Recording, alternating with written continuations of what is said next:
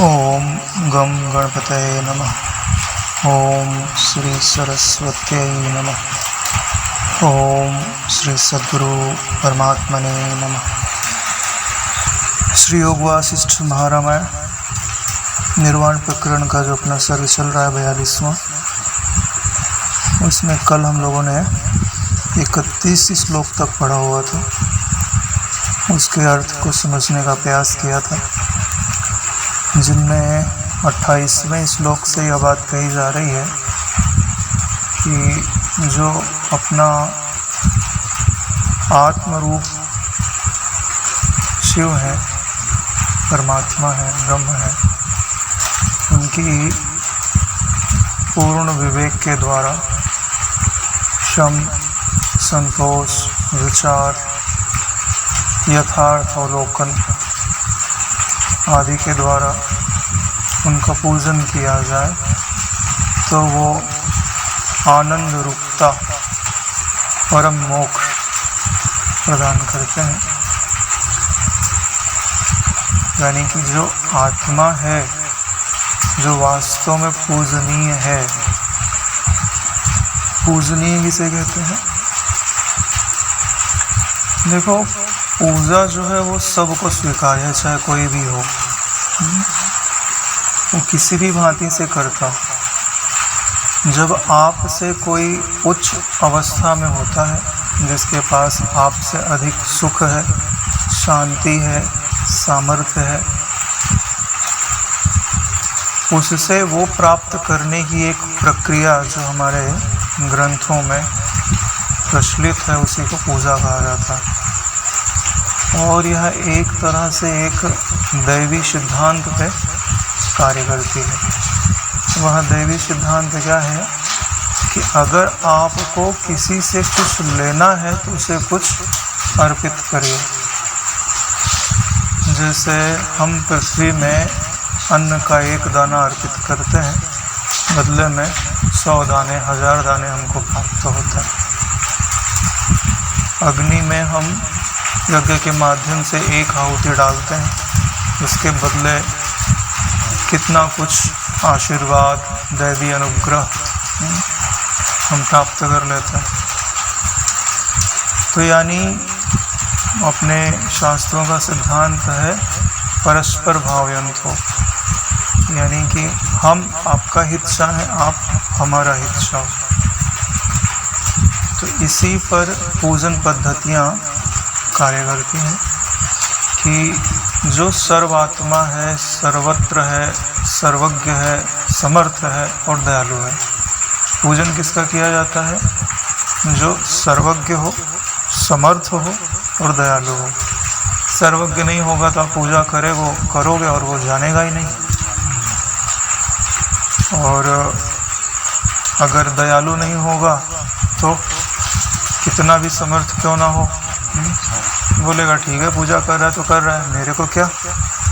दया होनी चाहिए कि भाई ये मुझे समर्पित हुआ है, मुझे वस्तुओं के प्रदान करने के माध्यम से मुझसे जुड़ना चाहता है, तो मैं इस पर अनुग्रह करूं। यह दयालुता से आता है।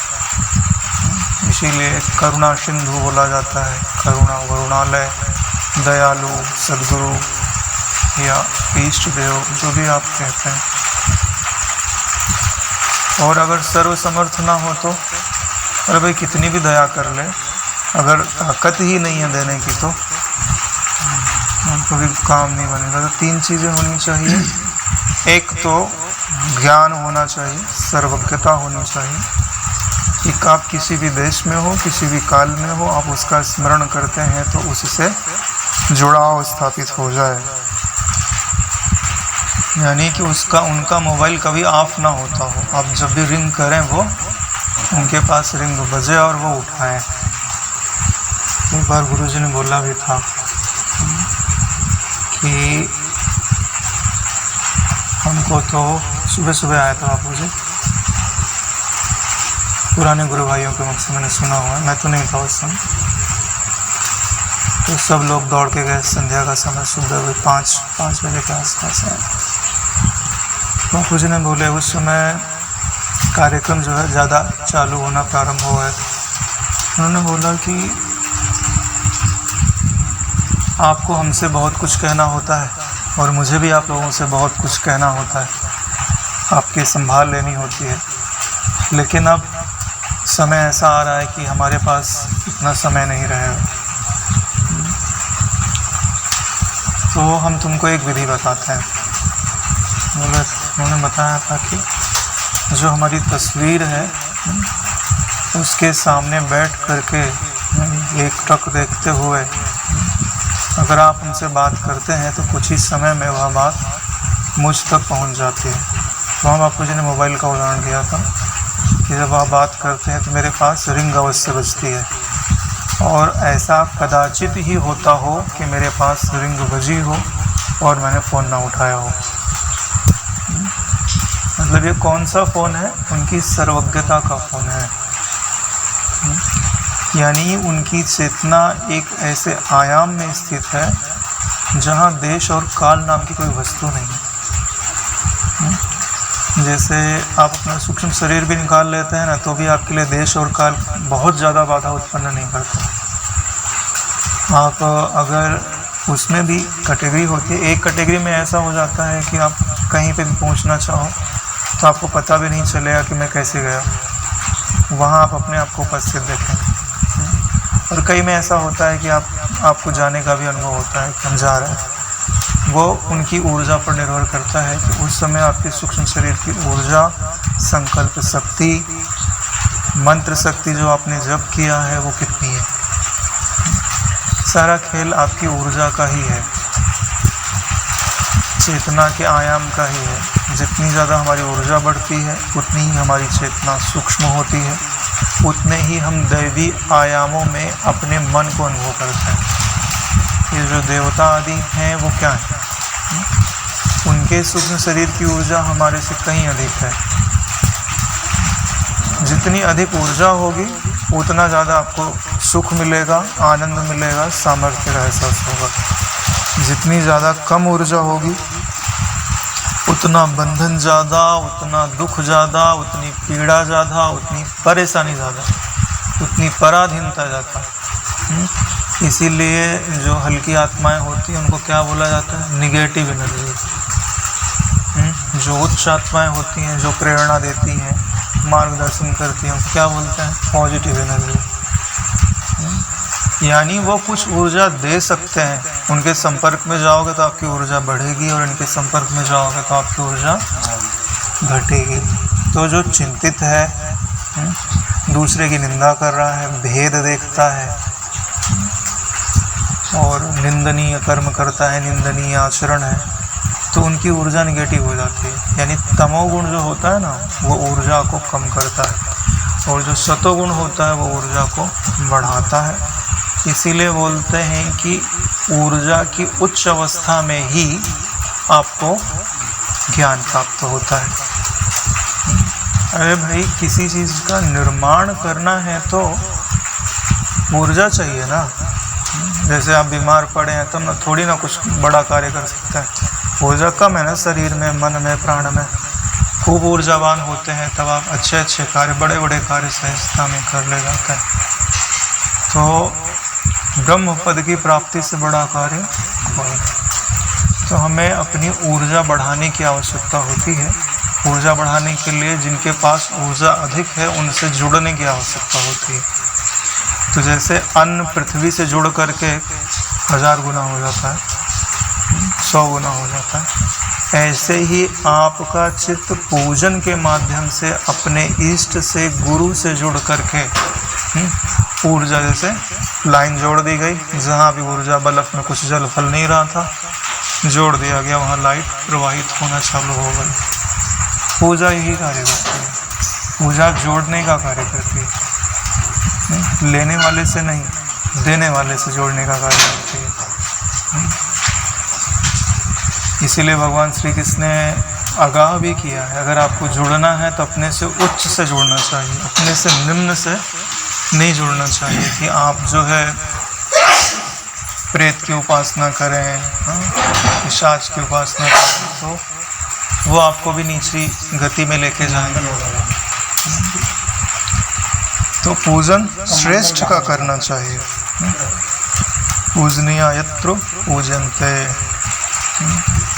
जहाँ पूजनीयों का पूजन होता है वहाँ देवता लोग निवास करते हैं, और जहाँ अपूजनीयों का पूजन होता है वहाँ मृत्यु, काल, दरिद्रता निवास करती है।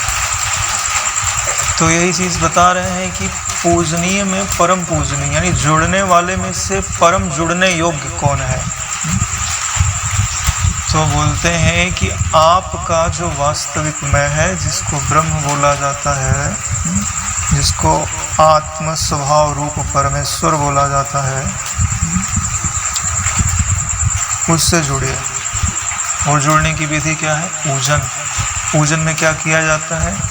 जैसे पंचोपचार से पूजन किया जाता है, तो 5 भूतों का प्रतिनिधि मान करके एक एक भूत को अर्पित किया जाता है। जैसे धूप अर्पित करते हैं तो वायु को अर्पित करते हैं, दीप अग्नि तत्व को अर्पित करते हैं, पुष्प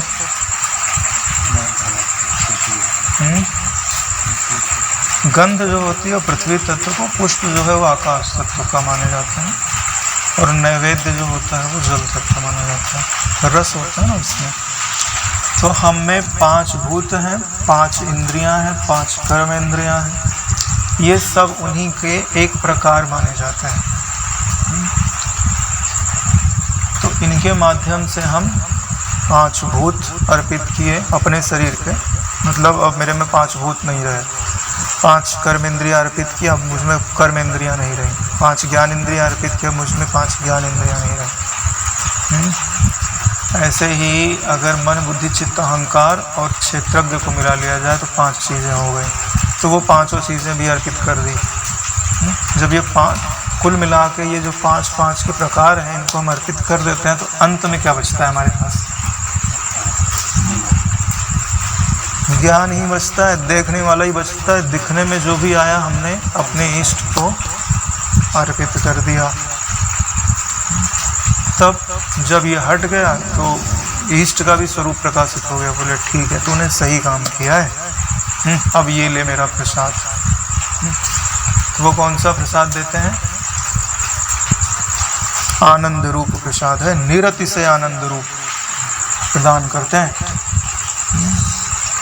देखिए यहाँ पर जो आत्म स्वभाव रूप परमेश्वर का पूजन है, हमारे यहाँ तो जब हमारी इतनी योग्यता नहीं रह गई कि हम आत्म स्वभाव रूप परमेश्वर की पूजा करें, तो मूर्ति आदि की परंपरा चालू हुई। भगवान रुद्र हैं, शिव हैं, भगवान विष्णु हैं, सूर्य हैं, गणपति हैं, पंचदेव जिनको बोलते हैं। तो आश्रय तो इनको लिया जाता है, लेकिन वास्तव में पूजा आत्मस्वरूप की ही की जाती है, क्योंकि जब भी आप उनकी स्तुति पढ़ेंगे तो लगभग हर शब्द आपके स्वरूप की ओर इंगित करते रहता है। तो एक तरह से उनका जो विग्रह है वो कैसा बनाया गया है? आदर्श की तरह। आदर्श यानी दर्पण। दर्पण में क्या दिखाई देता है? अपना मुख। वपु तो उनका है, लेकिन स्तुति करते करते हमारा चित्त इतना निर्मल हो जाता है कि उनके रूप में हमें अपना रूप नजर आता है। अगर ऐसा होता है तो आपने पूजन किया नारायण। अगर ऐसा नहीं होता है और आपकी कोई इच्छा बलवान है, तो नारायण आप आत्मा की नहीं अनात्मा की पूजा कर रहे हो। और अनात्मा का फल क्या होता है? नश्वर।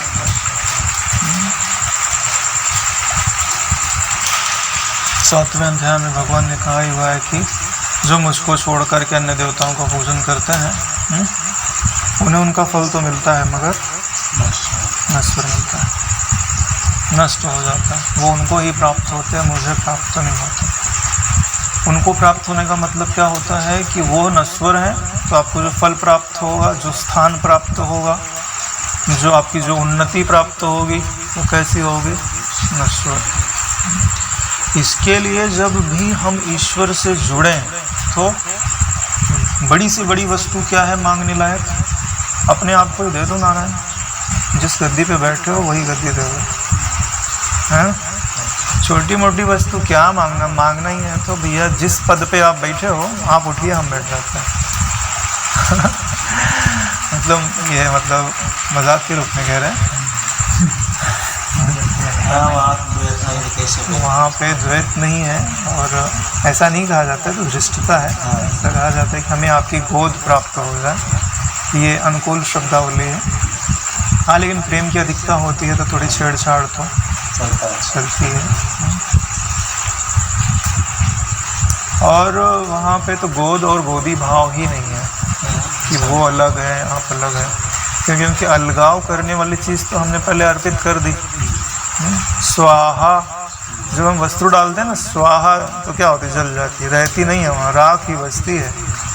ऐसे ही हमने पांचों चीज़ें जो हमने पंच उपचार के माध्यम से अर्पित की, स्वाहा किया, वो सब जल के भस्म हो गई। जलता क्या है, आप वस्तु डालते हो तो क्या जलता क्या है, नाम और रूप दोनों जल जाते हैं। ऐसे ही जो आप चीज़ें डाल रहे हो उसके साथ आपका नाम भी जल गया, आपका रूप भी जल गया। बचा क्या, राख को सार वस्तु बोलते हैं। बचा क्या, सार वस्तु बची।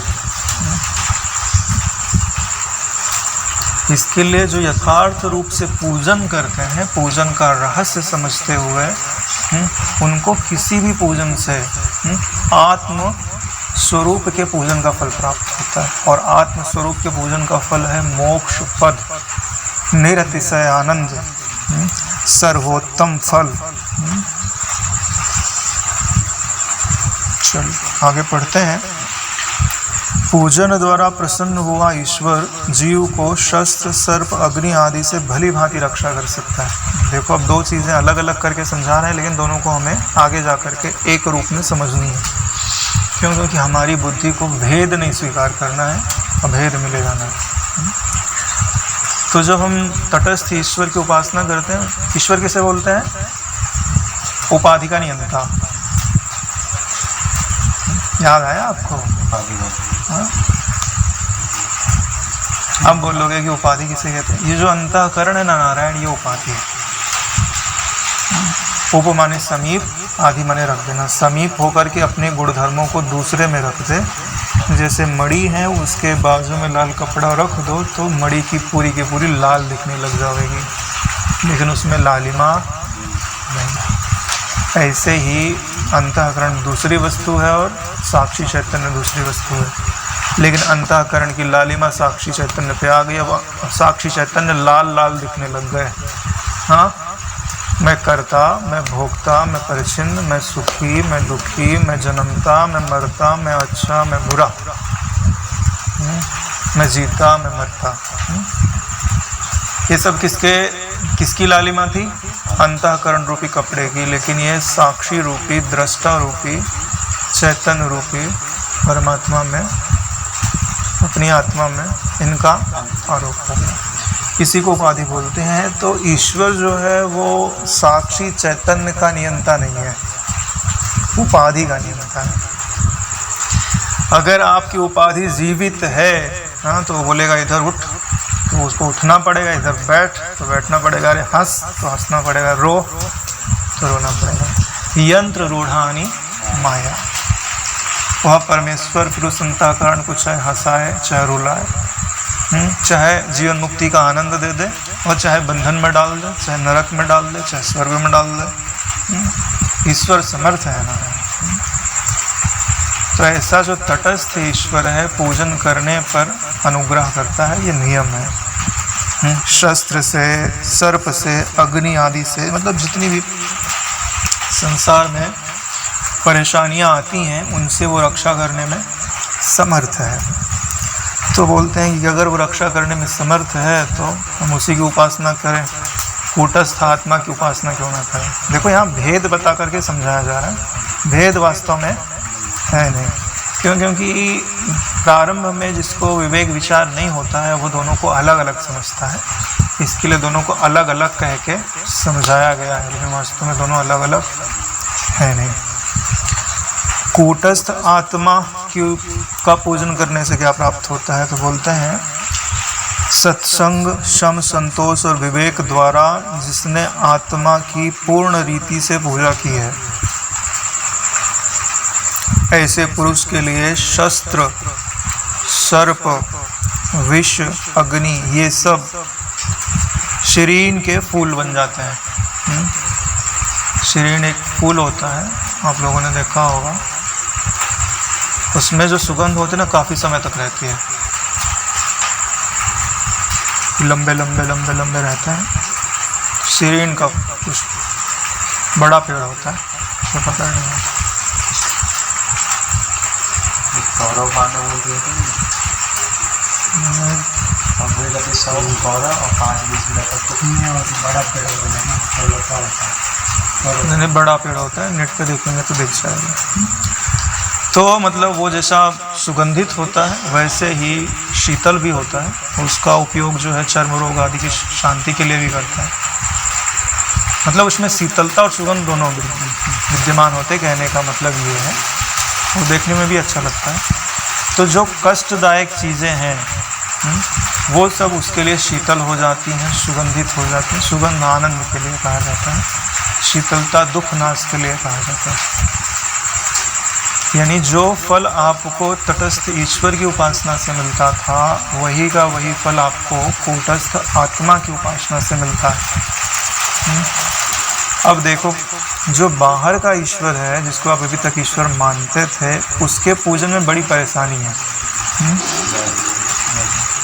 क्यों? क्योंकि उसमें अपराध होने की संभावना बनी रहती है। अगर अपराध हो गया तो आपका पूजन निष्फल भी हो सकता है, अनर्थदायी भी हो सकता है। जैसे रावण पूजन कर रहे थे, एक श्लोक में वो हनुमान जी आके बैठ गए, बिंदी बन गई, देखा नहीं उसने ध्यान से और गलत पढ़ दिया तो देवी क्रोधित हो गई।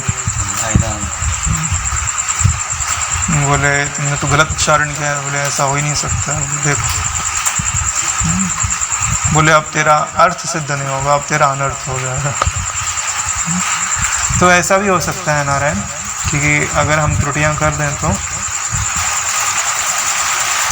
कार्य पूरा होने के बदले बिगड़ जाए। और देश काल पात्र द्रव्य कर्ता आदि की शुद्धि, उनका ज्ञान श्रद्धा भक्ति, इन सब की आवश्यकता पड़ती है।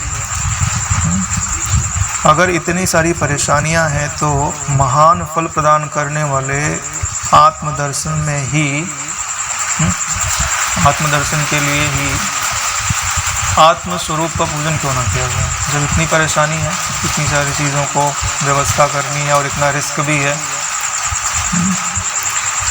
जिनको देश काल पात्र आदि का विवेक नहीं है, ऐसे दुरात्माओं द्वारा अत्यधिक किए गए देव पूजन, तप, तीर्थाटन, दान आदि सब के सब तत्व शून्य होने के कारण भस्मीभूत हो जाते हैं, यानी नष्ट हो जाते हैं। स्वरूप ज्ञान शून्य न कृतम अपि कृतम भवेत्, तपोजपादिकम सर्वम सकलम बालजलवत्। गुरु गीता में आता है, जैसे बोलते हैं ना कि आपके पास मिंडियाँ कितनी भी हो उससे कुछ फर्क नहीं पड़ता, एकड़ा है कि नहीं है। तत्व ज्ञान एकड़ा देता है, तत्व ज्ञान एकड़ा देता है। तत्व ज्ञान के बाद भी भाई, तत्व ज्ञान के बाद भी अगर आपको कुछ चाहिए तो कमाना पड़ेगा, क्योंकि एक तो एक ही है। मिंडी लगाओगे तो वैल्यू बढ़ जाएगी, लेकिन अगर एकड़ा नहीं है तो फिर तो कोई भी साधना कर लो, कितनी भी कर लो, वो उसका परिणाम शून्य ही रहेगा। दोनों चीज़ आवश्यक है, ऐसा नहीं है। हालांकि एकड़े में भी गुजारा है, लेकिन शून्य में गुजारा नहीं है। इसलिए यदि सब विवेक से सफल किए जाए तो अपने अंतःकरण में विवेक की ही स्पष्ट रूप से साधना क्यों न की जाए।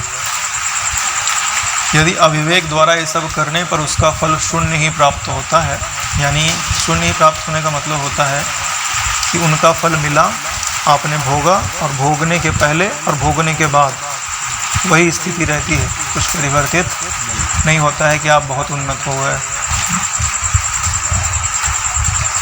आपको लगता है कि हमको ठग लिया है, पैसा मिला और खर्च हो गया, जबकि उसी समय में आप ऐसी वस्तु कमा सकते थे जो कभी खर्च ना हो। अव्यय भगवान का नाम आता है ना, एक अव्यय। भगवान को कितना भी खर्च करो, एक ऐसा क्रेडिट कार्ड है ईश्वर का जो कभी डिक्लाइन नहीं होता है।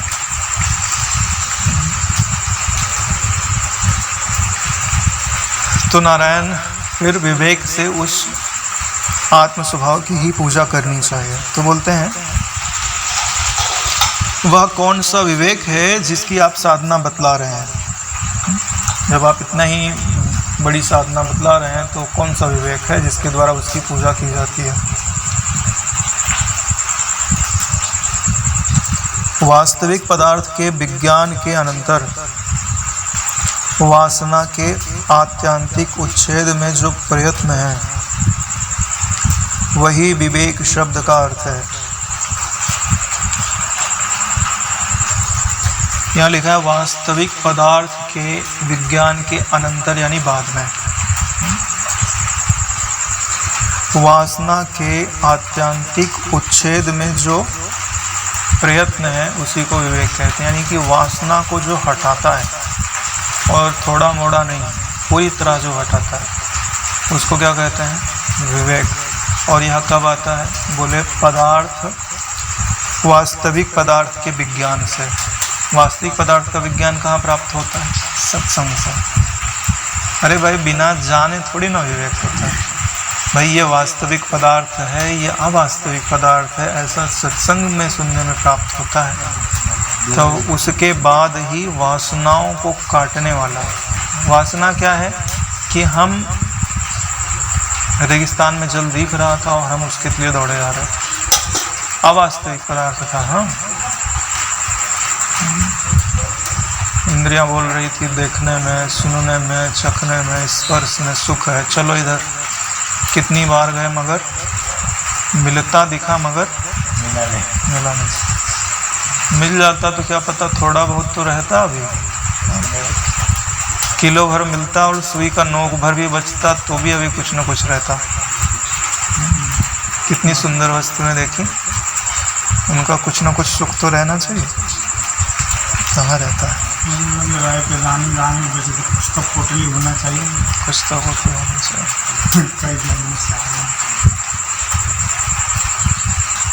बुद्धि की कमजोरी है नारायण हम लोगों की। अगर बुद्धि प्रबल हो तो एक बार धोखा खाने पर उसे समझ जाना चाहिए।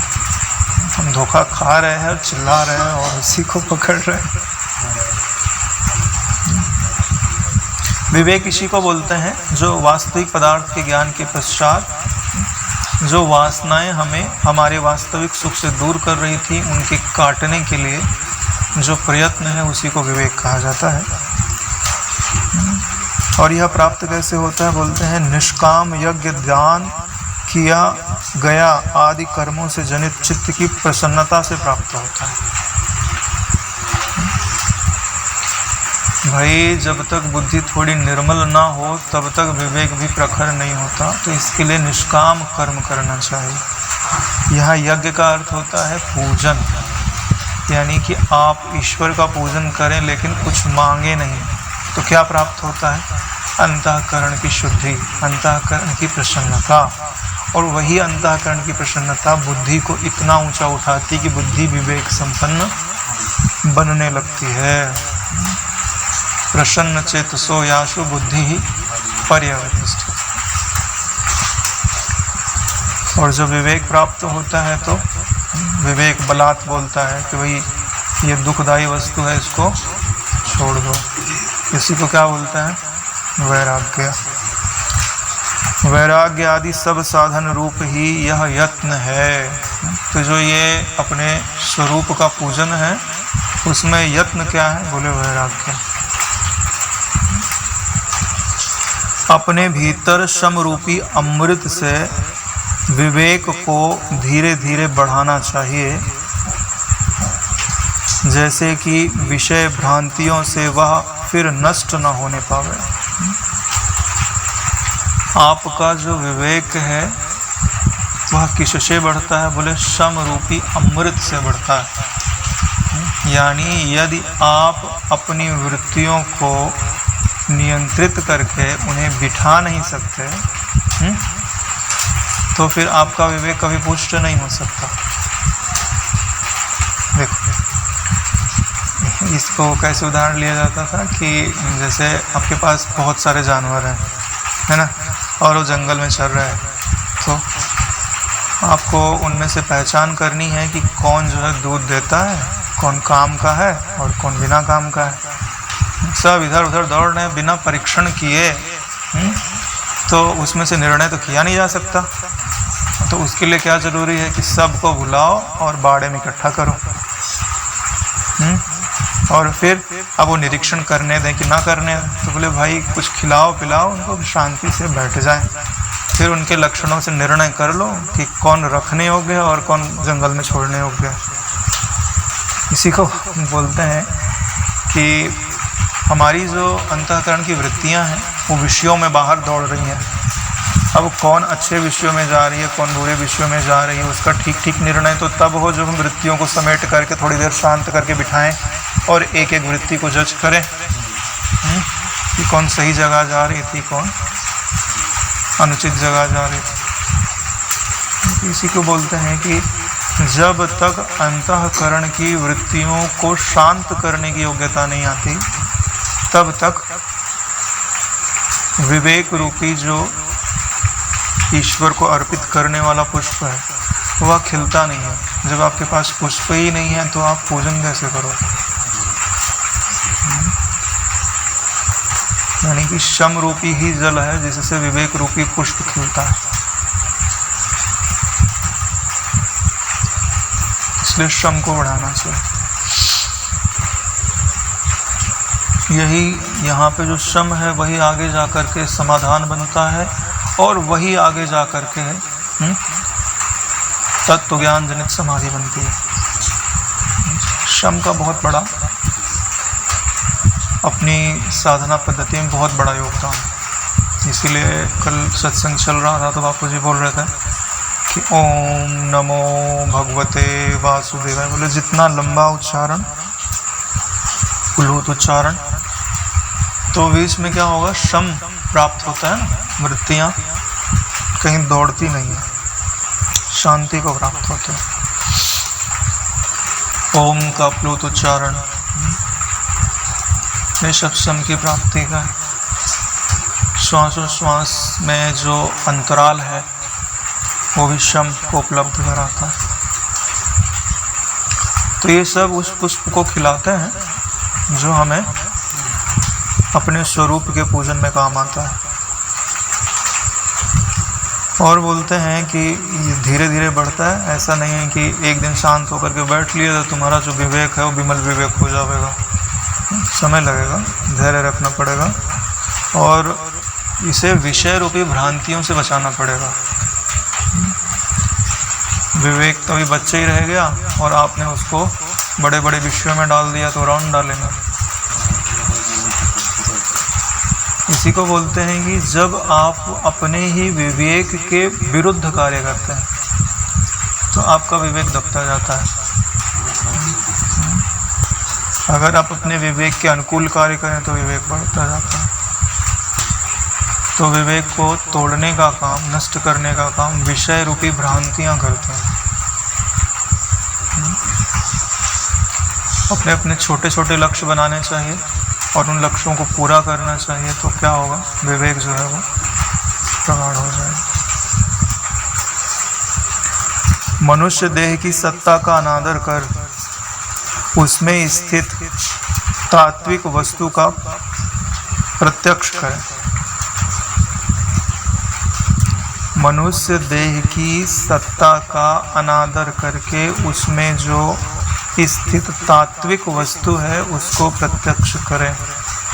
इस बात पे ही हम लोग कब से चर्चा कर रहे हैं और कोशिश भी कर रहे हैं कि भाई ये बात हम लोगों के ग्रहण में आ जाए।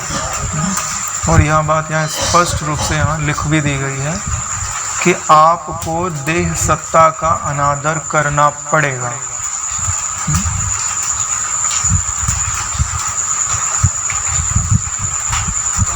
अनादर करके जो देह के भीतर ही तात्विक वस्तु किसको बोलते हैं? सार वस्तु। सार वस्तु किसको बोलते हैं? जो बदलता ना हो।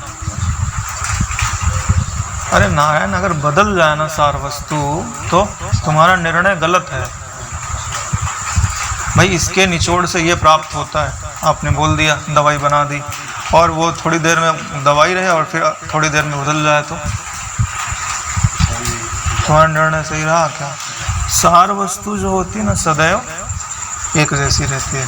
अब बताओ तुम्हारे शरीर में कौन सी वस्तु जो एक जैसी रहती है?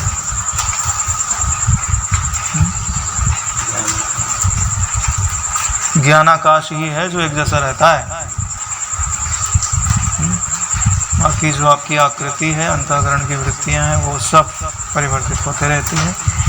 इसके लिए प्रयत्न पूर्वक आकृति को ना देख करके उस आकृति, वह आकृति जिस पर्दे पे दिखती है उस पर्दे को देखने का यत्न करना चाहिए। आज मैंने थोड़ा अभ्यास किया तो बहुत बढ़िया लगा।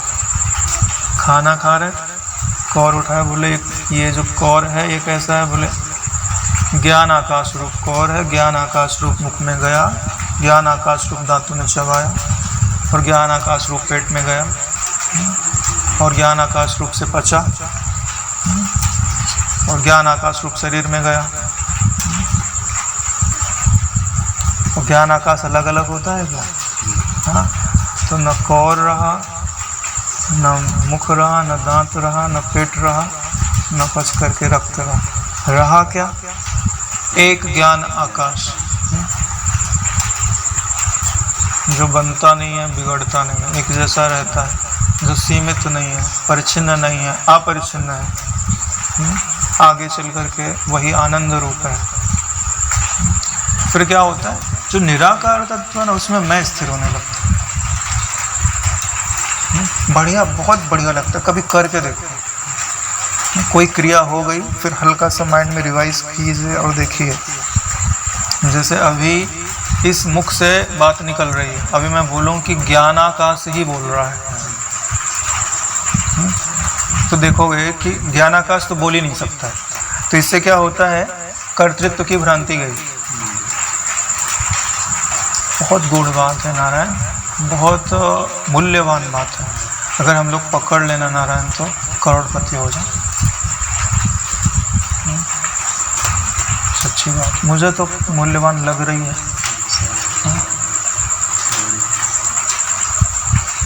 और यहाँ लिखा भी मिल गया है ना, मनुष्य देह की सत्ता का अनादर कर उसमें स्थित तात्विक वस्तु का प्रत्यक्ष करें,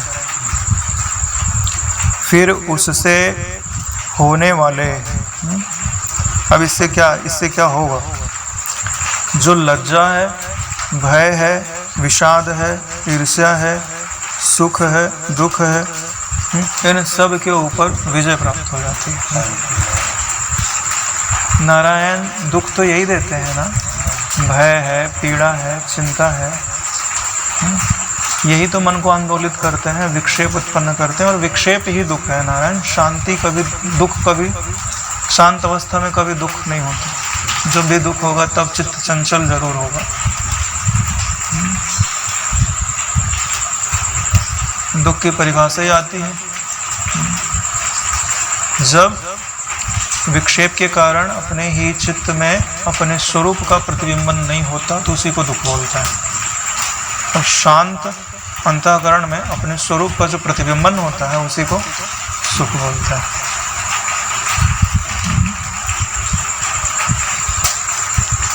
तो इनसे विजय प्राप्त हो जाती है, किसके कारण? देह सत्ता के अनादर के कारण और तात्विक वस्तु के प्रत्यक्षीकरण के कारण, उसको देखने के कारण। इसके लिए कल एक शब्द शिव स्वभाव के पूजन में आया था, यथार्थ अवलोकन के द्वारा उसका पूजन करें।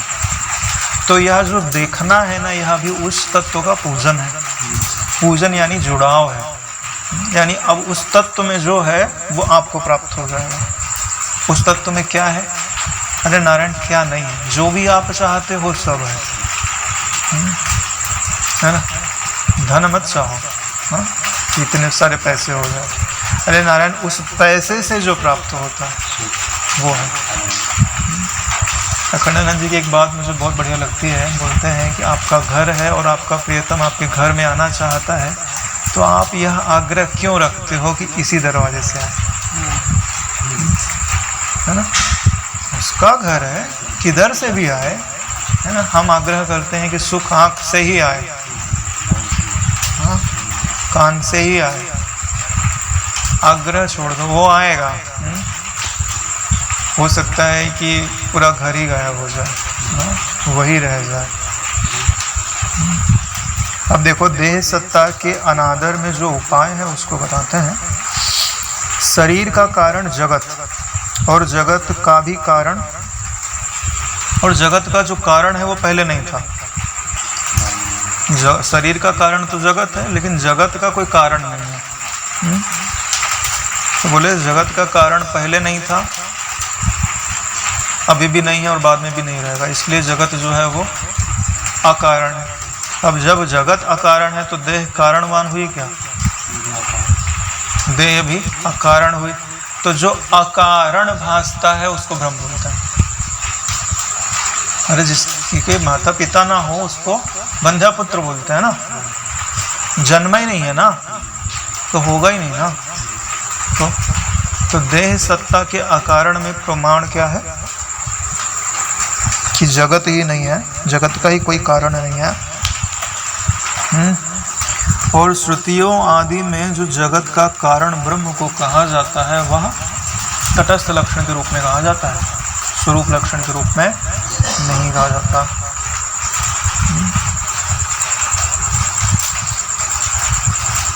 यदि कहो कि सदैव सौम्यदम अग्रम आसीत, इस श्रुति में बताया गया ब्रह्मात्मक कारण, यानी इस जगत का कारण ब्रह्म है, तो पहले से ही है, वह भी युक्त नहीं है, क्योंकि ऐसा मानने पर कार्य आदि कारण का ही रूप है।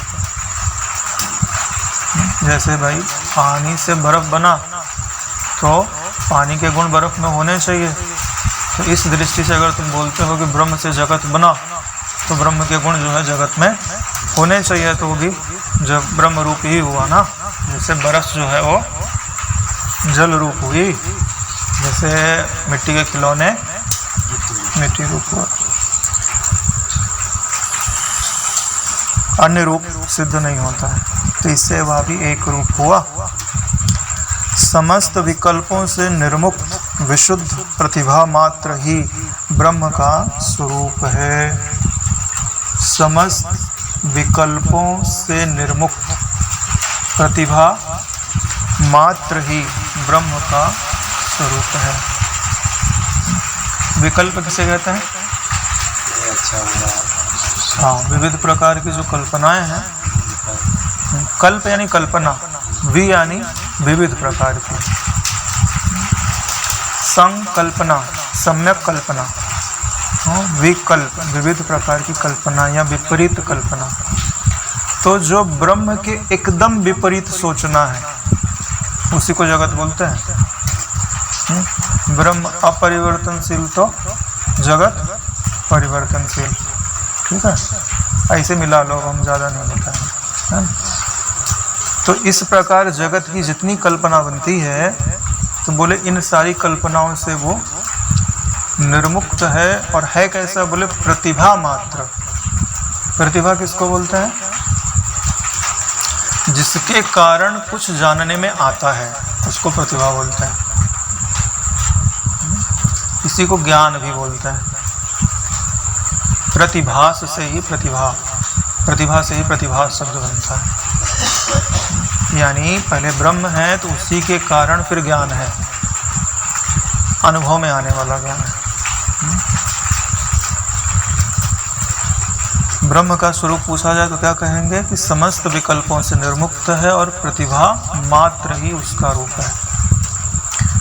विकल्प प्रतिभा भी, यानी जो सम्यक प्रतिभा है वो तो उसका स्वरूप है, और विकल्प प्रतिभा जो है, विकल्प प्रतिभा भी चिदाभास रूप ज्ञान रूप ही है। इसलिए ज्ञान से पृथक घट आदि का अस्तित्व तो नहीं है, किंतु समस्त जगत ज्ञान रूप ही है।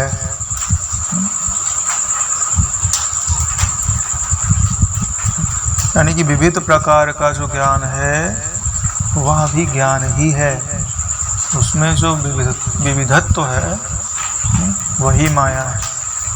उसको छोड़ दीजिए तो इस विविध प्रतिभा के कारण जो घट आदि, घट किसको बोलते हैं? जिनको गढ़ा गया हो, बनाया गया हो। तो ये जगत जो है ना, ये भी ब्रह्मा जी का घट कहा जाता है। तो यह जगत रूपी घट भी क्या है? बोले ज्ञान रूप ही है। क्यों? क्योंकि ज्ञान में विविधता को नहीं देखा जाता, खाली ज्ञान को देखा जाता है। क्यों? क्योंकि ज्ञान में अलगाव नहीं होता। करो बंटवारा करो ज्ञान का, ज्ञान दो भाई, हाँ, और बीच में एक दीवार बना दो। तो ज्ञान और ज्ञान के बीच में दीवार काहे की बनाओगे? अज्ञान की बनाओगे, संभव नहीं है। जैसे इधर पानी और उधर पानी, बोले दोनों पानी को हम अलग कर देंगे। तो बोले ठीक है, कुछ बनाओ बीच में। तो बनाने के लिए गया तो सही, लेकिन कहीं भी खोजा उसको जल के सिवा कुछ मिला ही नहीं। अब उसने बोला हम जल की ही दीवार बना देंगे। बोले बना, तो बनाएगा वो खाली कल्पना ही रहेगी। ऐसे ही ज्ञान के सिवा जब कोई दूसरी वस्तु ही नहीं है, तो ज्ञान को पृथक करने के लिए किसी और वस्तु की जरूरत पड़ेगी ना? नहीं पड़ेगी ना। किसी दूसरी वस्तु के बगैर अलगाव नहीं किया जा सकता। अगर अलगाव इससे दिखाई देता है तो कल्पना होता है।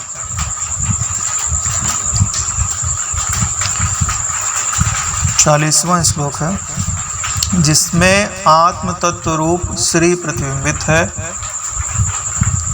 ऐसी ज्ञाप्ति यानी चिदाभास रूप ज्ञान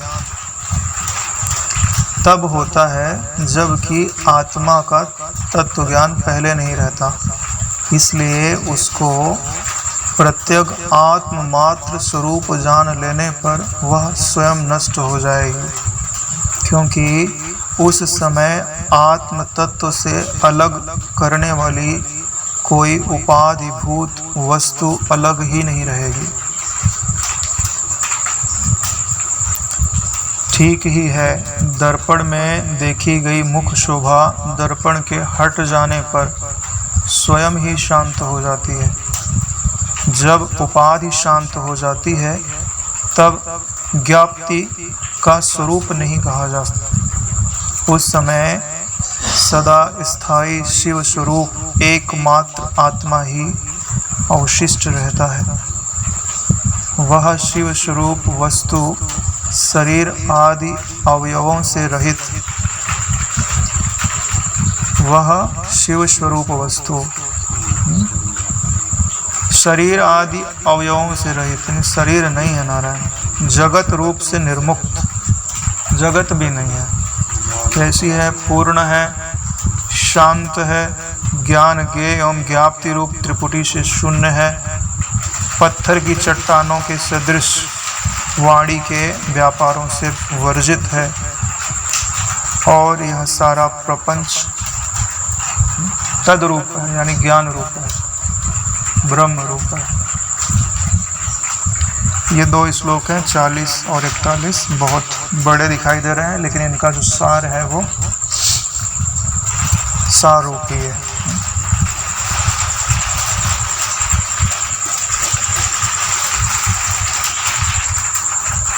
देखो, जब आपको बोध प्राप्त होता है उसी को क्या बोला गया है? ज्ञाप्ति। यानी अपना जो स्वरूप है आत्म तत्व रूप श्री जब अंतःकरण में प्रतिबिंबित होती है तब आपको बोध प्राप्त होता है। और जब बोध प्राप्त होता है तो जितनी भी विविध प्रतिभा है या उपाधिभूत वस्तुएं हैं वो सब क्या होती हैं? अरे भाई, उपाधि किसको बोलते हैं?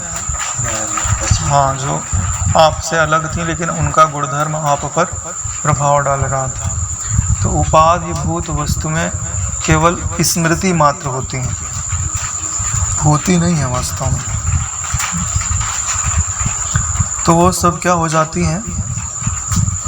व्यतीत हो जाती है। उनमें जो नाम और रूप की सत्यता थी वह बीत जाती है। तो जैसे दर्पण है तो आपको मुख दिखाई देता है, दर्पण हटा लिया जाए तो मुख शांत हो जाता है। ऐसे ही अंतःकरण रूपी उपाधि हटा ली जाती है तो विविध प्रकार की जो प्रतिभा है वो शांत हो जाती है। तब शेष क्या रहता है? बोले एक पूर्ण शरीर आदि अवयवों से रहित, जगत से निर्मुक्त, शांत, पूर्ण, ज्ञान, ज्ञेय और ज्ञाप्ति रूपी त्रिपुटी से रहित, पत्थरों की चट्टान के सदृश, पत्थर की चट्टानों के सदृश यानी कि घन ठोस, और वाणी से वर्जित यानी कि वहाँ पे वाणी की गति नहीं, ऐसा ही परब्रह्म तत्व ही शेष रहता है।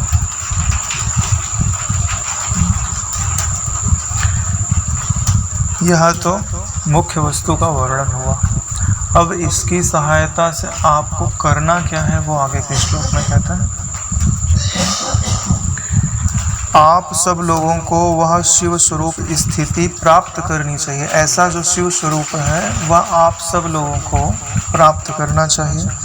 इसलिए आप लोग जैसे पाषाण प्रतिमाएं शांत रहती हैं, वैसे ही अपने अंतःकरण को शांत बनाकर स्वस्थ हो जाइए। इनसे पाषाण रूपी प्रतिमाएं हिलती डुलती थोड़ी ना है, शांत होती है ना।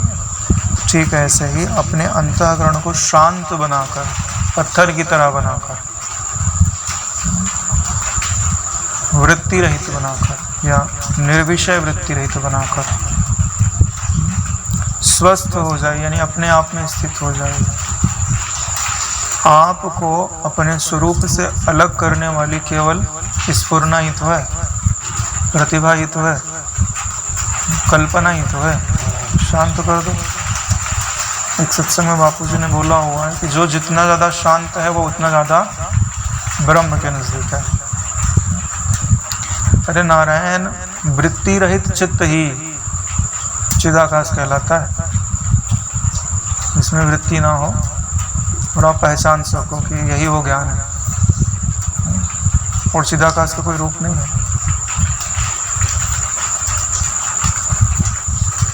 सांसारिक सब व्यवहारों को करते हुए तथा कराते हुए भी ज्ञानी के रूप में स्थित रहिए। संसार के सब व्यवहारों को करते हुए और कराते हुए ज्ञानी के रूप से स्थित रहे। ज्ञानी के लिए क्या लक्षण कहा गया है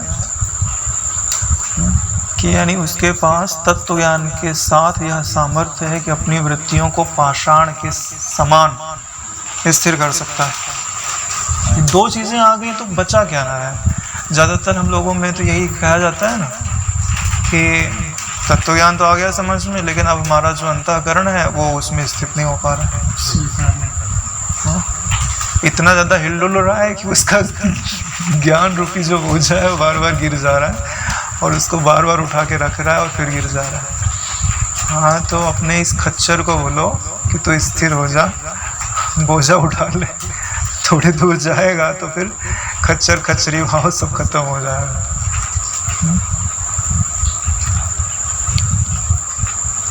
ये 2-3 श्लोक मुझे बढ़िया लग रहा है। ज्ञेय और ज्ञान से शून्य सदरूप, ज्ञेय और ज्ञान से शून्य सदरूप। यहाँ जो ज्ञेय और ज्ञान बोला जा रहा है ना, ये इदमात्मक है, स्वरूपात्मक नहीं है। स्वरूपात्मक जो ज्ञान है उसको प्रज्ञान बोलते हैं। यहाँ जो ज्ञान है उसको किससे लेना जोड़ना चाहिए? ज्ञेय से। बोले इसीलिए ज्ञेय और ज्ञान से शून्य जो सतरूप है, सतरूप यानी जो है और बदल नहीं रहा है, सत और असत के सारभूत, जो हमारे अनुभव में सत आता है और जो हमारे अनुभव में असत आता है, उसका जब सार निकालो तो क्या मिलेगा? अपना आपा। आकाश गोलक के समान विशद, विशद यानी व्यापक। 3 लक्षण हो गए। संसार के अकारणभूत, ऐसा जो ब्रह्म तत्व वैसा आप लोग हो जाइए। संसार के अकारण हो जाइए, ज्ञान ज्ञेय की त्रिपुटी से शून्य हो जाइए,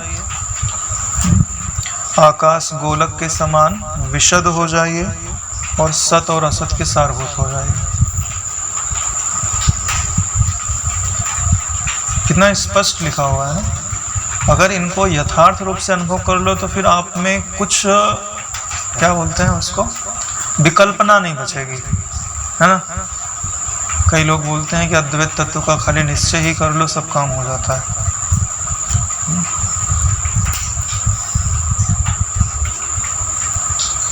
लेकिन उसके लिए अंतःकरण की वैसी स्थिति चाहिए। कैसी स्थिति चाहिए? ऐसी स्थिति हो। तो साथ में अगर ये भी बोला जाए कि ऐसी अंतःकरण की स्थिति है तो बात पूरी हो जाए मेरे ख्याल से। खाली अद्वैत तत्व का निश्चय ही बोल दिया जाता है तो कई बातें जो है वो छिपी रह जाती हैं, और उसके कारण यह भी हो सकता है कि आप तुष्टि रूप भूमिका में रुक जाओ। क्यों ब्रजेश भाई? हो सकता है ना। अरे भाई, आप श्रोत्रिय ब्रह्मज्ञानी हो सकते हैं, फिर ब्रह्मनिष्ठ ब्रह्मज्ञानी नहीं हो सकते। सुन करके बुद्धि का विचार करके ठप्पा तो लगा लिया, लेकिन आनंद नहीं प्रकट हुआ। ज्ञानी पुरुष अपनी इच्छा के अनुसार जहाँ चाहे स्थित रहे, और जहाँ जाने की इच्छा होती है बड़े आनंद से वहाँ चले जाते हैं। कोई प्रतिबंध नहीं है, यहाँ जाओ यहाँ मत जाओ। वे एकमात्र प्रारब्ध प्राप्त अपना कर्म करते हुए परब्रह्म परमात्मा के स्वरूप भूत बन जाते हैं। प्रारब्ध प्राप्त जो कर्म है उसको करते हुए, हाँ, कोई रसोई बना रहा है, कोई वेल्डिंग कर रहा है, कोई कपड़ा सिल रहा है, कोई फिटकरी बना रहा है। प्रारब्ध है, प्राप्त कर्म है ना, है कौन सी इच्छा है अपनी। हाँ, लेकिन इसके साथ ये जो ऊपर के लक्षण है ये भी आ जाने चाहिए। ये आ जाएंगे तो फरियाद खत्म हो जाएगी, ये भी खत्म हो जाएगा कि कुछ प्राप्त नहीं हुआ। क्योंकि ये जो बोलता है ना वो अंतःकरण, उसी को पता चल जाएगा कि हाँ, वही नहीं रहेगा बोलने वाले। उसके सिर पे इतना बड़ा भार रख दिया जाएगा कि वो शांत बैठ जाएगा।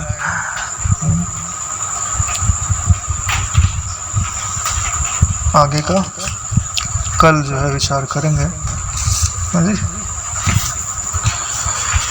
ओम सहनाववतु सहनौ भुनक्तु सह वीर्यं करवावहै तेजस्विनावधीतमस्तु मा विद्विषावहै।